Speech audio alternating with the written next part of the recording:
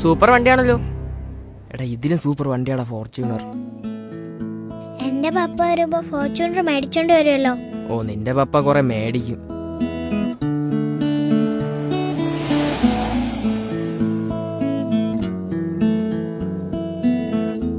അങ്ങളെ പാട്ടിടങ്ങളെ. പാട്ടില്ലേ?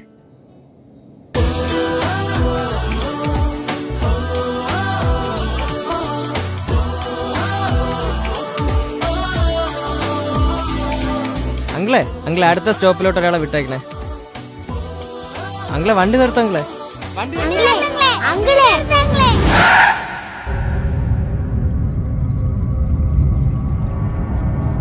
ആരെയും വിടാൻ ഉദ്ദേശമില്ല, അടങ്ങിയിരുന്നോണം.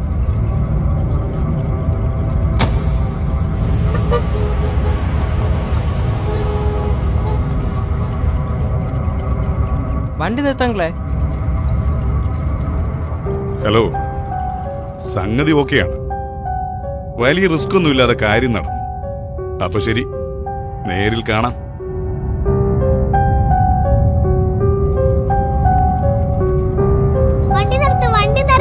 വണ്ടി നിർത്തങ്ങളെ. മിണ്ടാതിരുന്നോണം. നിന്റെ അടുത്ത് നേരത്തെ പറഞ്ഞില്ല അടങ്ങിയിരിക്കാൻ. ഇതൊരു അടി അടിച്ചോണ്ടല്ലോ 2 ദിവസം കഴിഞ്ഞ് നീയൊക്കെ എണീക്കൂ, മനസ്സിലായോ? അടങ്ങിയിരുന്നോണം അവിടെ.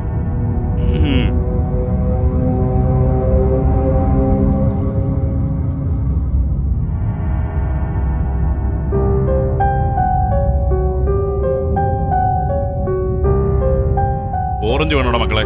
വേണ്ട. വണ്ടി നിർത്ത്. വണ്ടി നിർത്താൻ.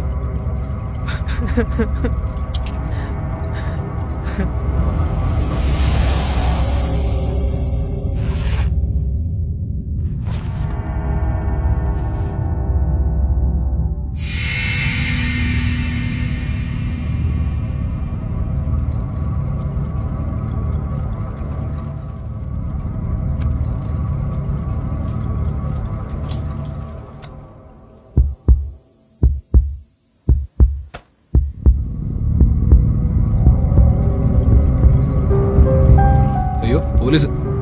സീറ്റ് ബെൽറ്റ് ഇട്. മോളെ പോലീസ്. വണ്ടി ഒതുക്കി.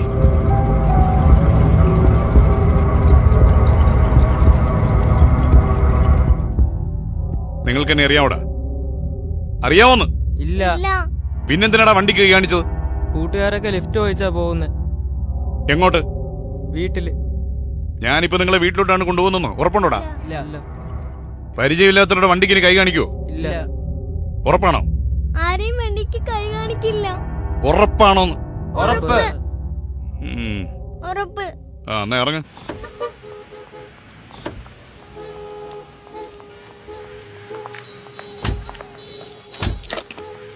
അങ്കിള് പോലീസാടാ. അങ്കിളെ ഞങ്ങൾ എങ്ങനെയാ പോകുന്നേ? ലിഫ്റ്റ് അടിച്ചേ വീട്ടിൽ പോ. അവരെ ഒന്ന് വീട്ടിൽ വിട്ടേക്കണേ.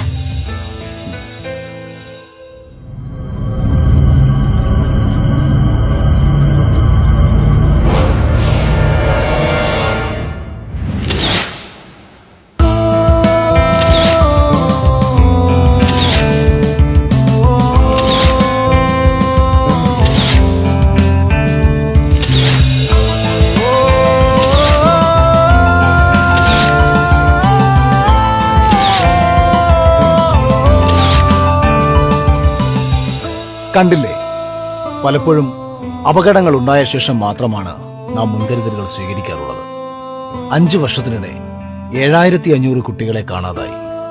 അവയവ മാഫിയയും ഭിക്ഷാടന മാഫിയയും കുട്ടികളെ തട്ടിക്കൊണ്ടുപോകാൻ വലവിരിച്ചു കാത്തിരിക്കുമ്പോൾ അവരുടെ വലയിലേക്ക് സ്വയം ചെന്ന് വീഴുകയാണ് നമ്മുടെ കുട്ടികൾ. കേരളത്തിൽ ഇന്നത്തെ സ്ഥിരം കാഴ്ചയായി മാറുകയാണ് കുട്ടികളുടെ ലിഫ്റ്റ് ചോദിക്കൽ. വീട്ടിലേക്കുള്ള എളുപ്പവഴിയായി ലിഫ്റ്റ് ചോദിക്കുന്ന നിങ്ങൾ മരണത്തിലേക്ക് സ്വയം ചെന്ന് ചാടുകയാണ്. അപരിചിതരായ ആൾക്കാരുടെ വാഹനങ്ങൾക്ക് യാതൊരു കാരണവശാലും നിങ്ങൾ ലിഫ്റ്റ് ചോദിക്കരുത്. ഒരു കാര്യം നിങ്ങൾ ഓർക്കുക, എല്ലാ ലിഫ്റ്റുകളും ലക്ഷ്യത്തിലേക്കുള്ളതല്ല.